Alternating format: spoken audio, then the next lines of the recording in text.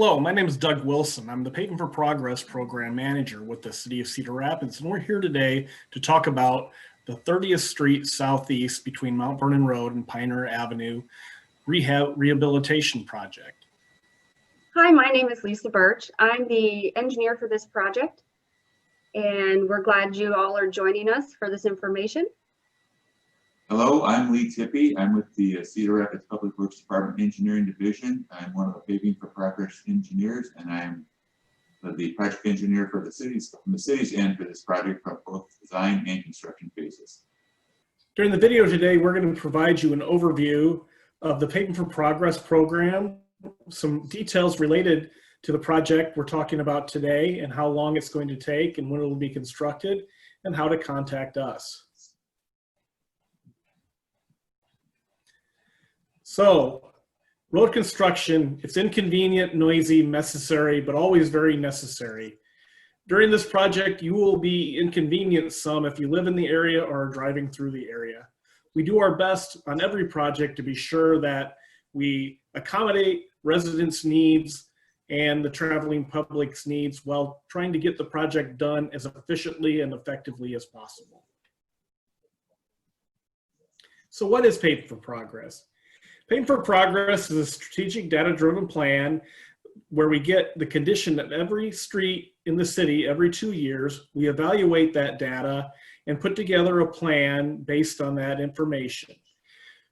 We don't do just the bad roads. We also do some streets that, because they need work but not complete replacement, we'd extend the life of the street and more effectively spend your city dollars. The program is designed so that we stop the deterioration of our roadways where they are and improve overall during the time we have this funding available. And the local option sales tax is a very good funding source for us here at the city. Our community is lucky that we have this. It's unusual here in the state of Iowa to have local option sales tax for repairing our roads. But a good thing about it is it's not all on the property owners of Cedar Rapids to pay for replacing and fixing our roads. By utilizing the local option sales tax, we have the opportunity to have people help pay for our streets who don't live in Cedar Rapids but come into Cedar Rapids to shop and use our streets. So it's a more equitable way to pay for our improvements. Just to give you an idea of the impact of Paving for Progress over the years, before we had Paving for Progress, we invested about $5.5 million annually in our streets with city funds.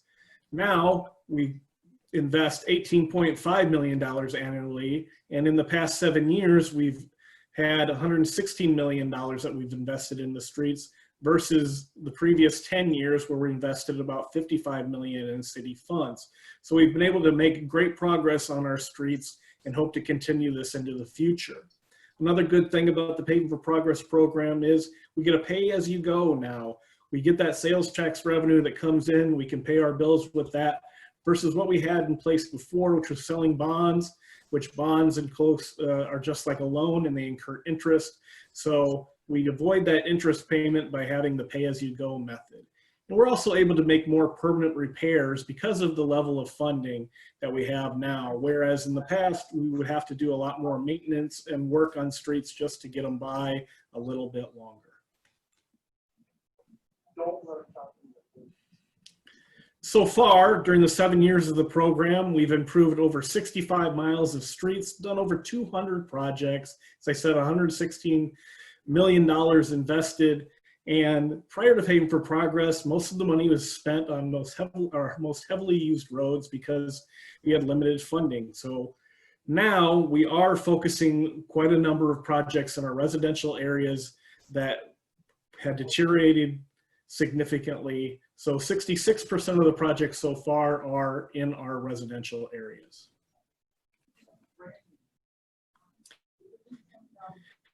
This is a map of where we've done projects with Paving for Progress between 2014 and 2020.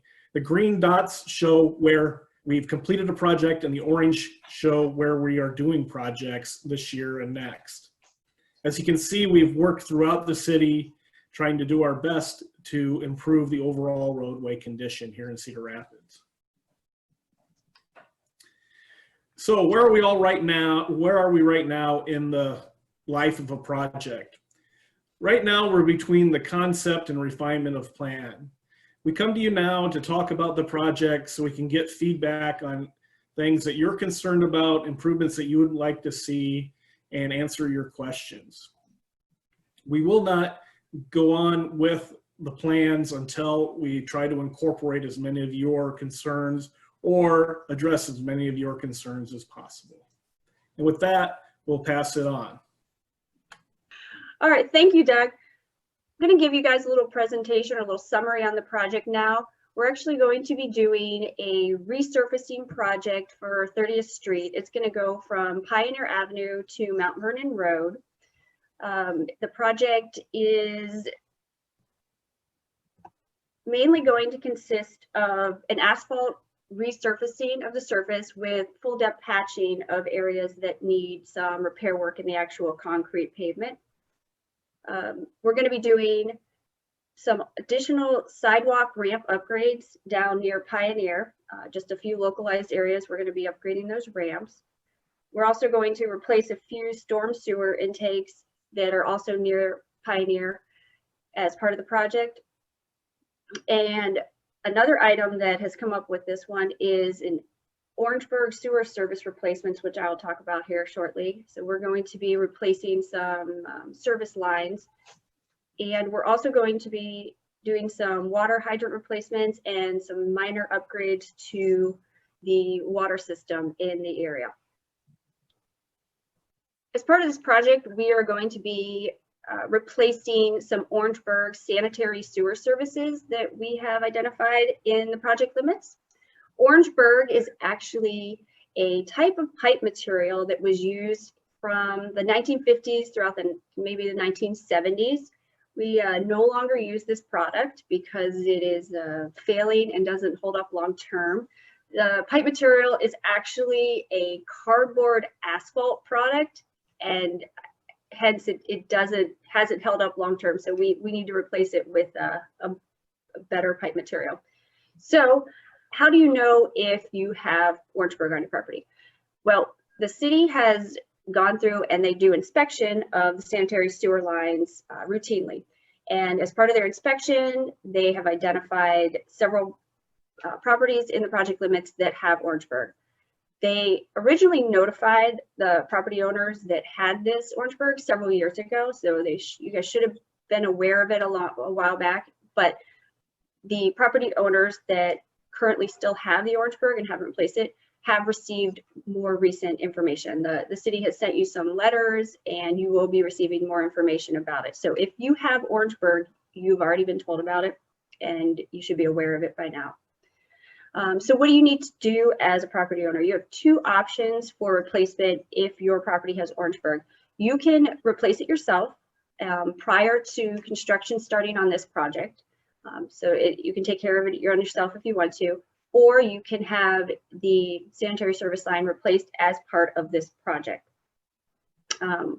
What that will include is if the city does the actual replacement for you, we will be moving and replacing the sanitary service line from the sewer main up to the property line. And the property owner will then need to continue the replacement from the right of way all the way up to their house, and that will be on them. That'll be something you could do separately. The city will stop at the right of way line. As far as the work that would be, so why is this work being assessed? The work's being assessed because they are private lines, and we have to replace them, but we're just going to be able to do it as part of this project to help out with property owners. If you choose to have the city replace it with this project, you will just be assessed for the sewer line and the replacement of it. The other items that will be covered by the city but not necessarily assessed to the property owner would be the patching of the street and the repair work that would have to be done in the street. So we'll actually just include that with this project. So there should be a benefit if you want to just have it done by the city. How does someone know if they're being assessed? Well, you've already received some letters and information from the city, so you will be getting more information about that also. And when is the money due? The project will be anticipated to be completed in the fall of next year. You will not have to pay any of the money for the assessment until the completion of construction. So it's not right now, something else you have to take care of later in the future. So the things that really most property owners are concerned about when it comes to a construction project is what are going to be the impacts to them at their house, at their property. This project will be, the road will be shut down to through traffic because we will be doing all these improvements we talked about. We'll be patching pavement and replacing water mains and sewer lines, and then doing an asphalt overlay over the entire road. So the street will be closed to through traffic throughout construction. However, we will be requiring the contractor to maintain access to driveways. Everybody on this road uses their driveway right off of the street, so that's the only access to their house. So whether it's a single lane or a gravel way access to get in there, the contractor will keep access to your driveways. There may be instances where they're doing some patching or some other work right in front of your driveway, where there might be a temporary interruption to maybe not be able to get fully in driveway, but the contractor will be working with the property owners for situations like that. Water services may have some minor interruptions while we're doing the upgrades to the water mains. The contractor in the city will be working with you. You'll be notified ahead of time, so you'll be aware what's going on. They will be minor and they will be short term. So there won't be any major impacts to your water service.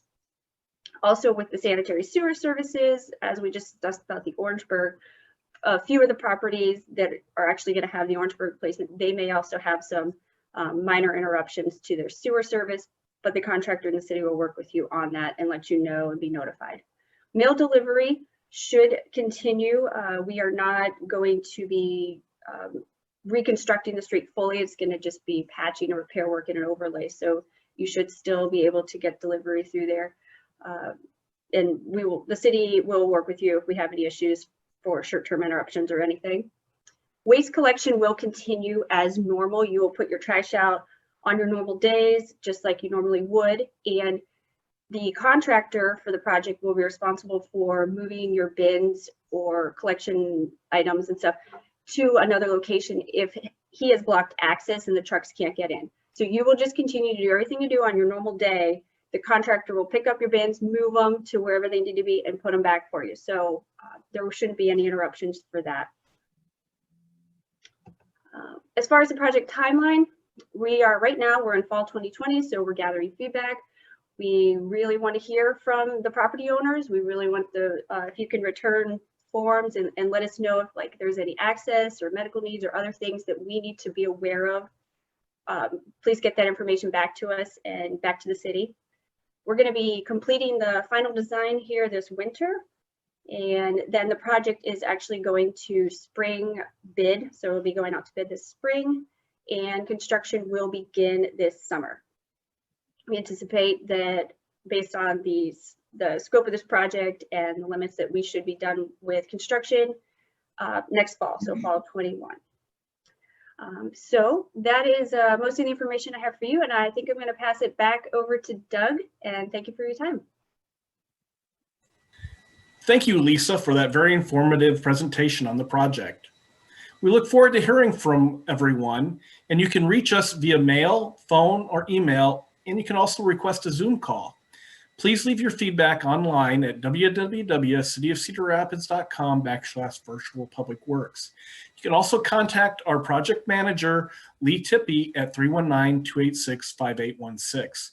If you have interest in the Paving for Progress program, please go to www.cityofcedarrapids.com/paving-for-progress. Thank you for taking the time to listen to our presentation about the project, and we look forward to hearing from you.